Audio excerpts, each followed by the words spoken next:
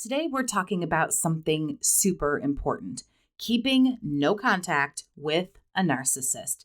It can be tricky, especially since there are some sneaky ways that we might accidentally break that rule without even knowing it.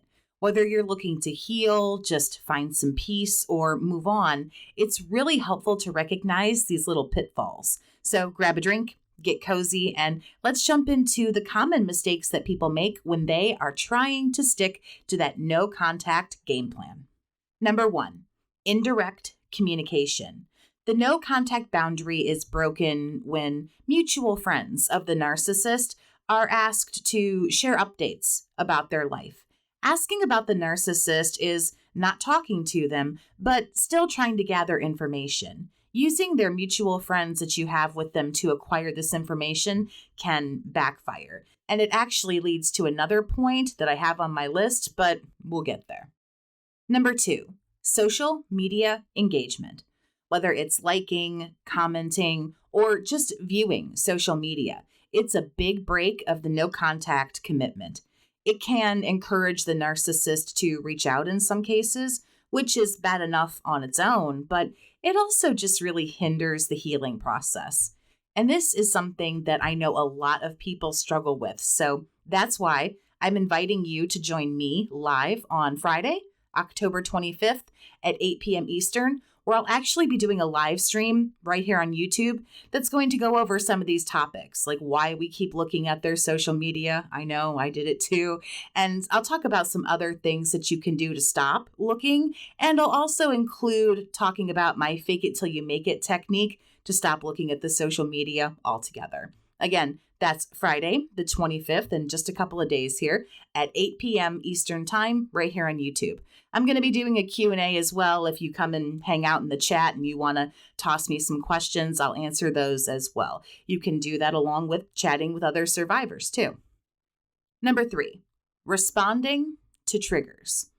Continuing to engage with things that remind us of the narcissist, or choosing to keep frequenting places that we went with this person or that this person still goes to, can lead to some emotional setbacks.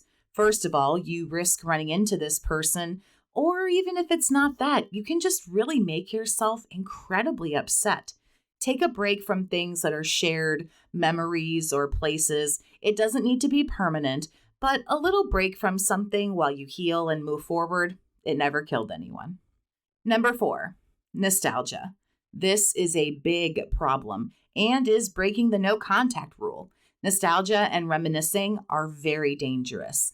Allowing yourself to dwell on past memories will really weaken your ideas about why you left or why the relationship is over to begin with. This can lead to thoughts of reconnecting or, again, just being unnecessarily sad and maybe angry in a lot of cases.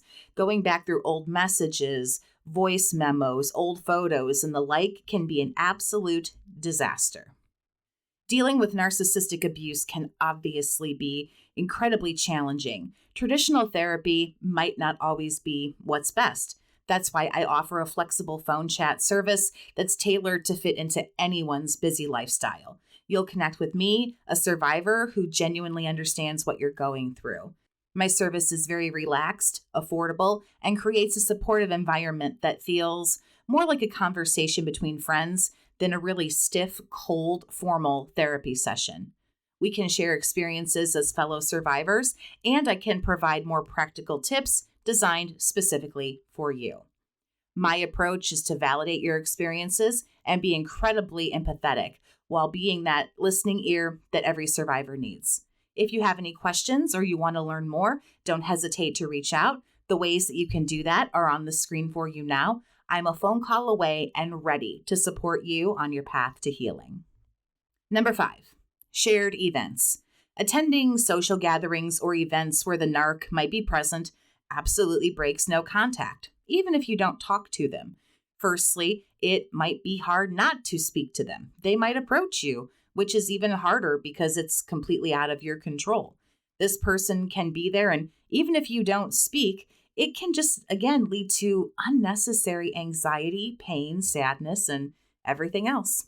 Number six, curiosity.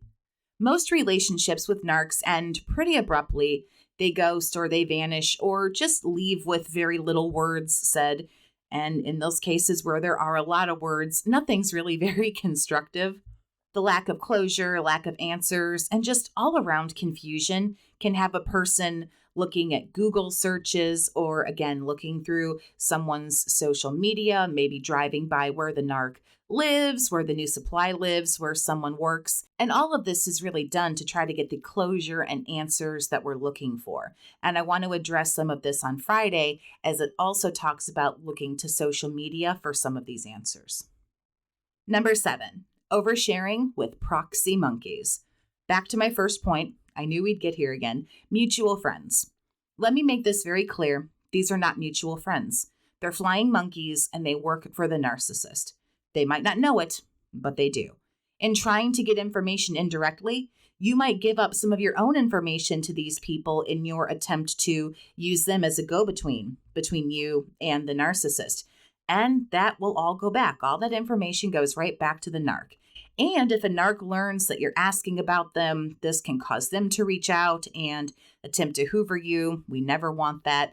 Secondly, it can lead to the narcissist sending the flying monkeys back and trying to get more information out of you. You might be oversharing with these little proxy go-between flying monkeys and not even realizing it.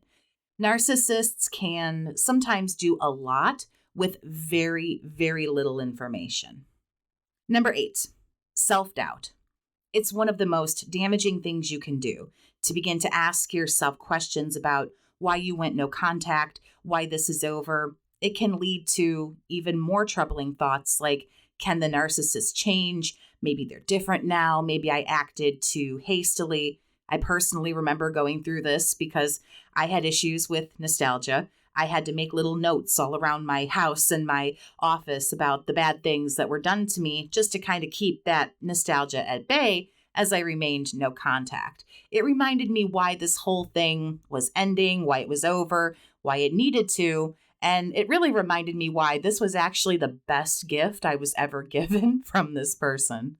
Staying mindful of these kind of abstract ways of breaking no contact can help you maintain this vital boundary. Literally the most important boundary you will ever make. So are any of these hard for you? Which ones did you struggle with? Let me know all about it down in the comments. Again, make sure you come and hang out with me live on Friday night. Subscribe if you haven't, and like the video if you found it helpful. Thank you so much for listening. Have a great day, Survivor, and take care of yourself.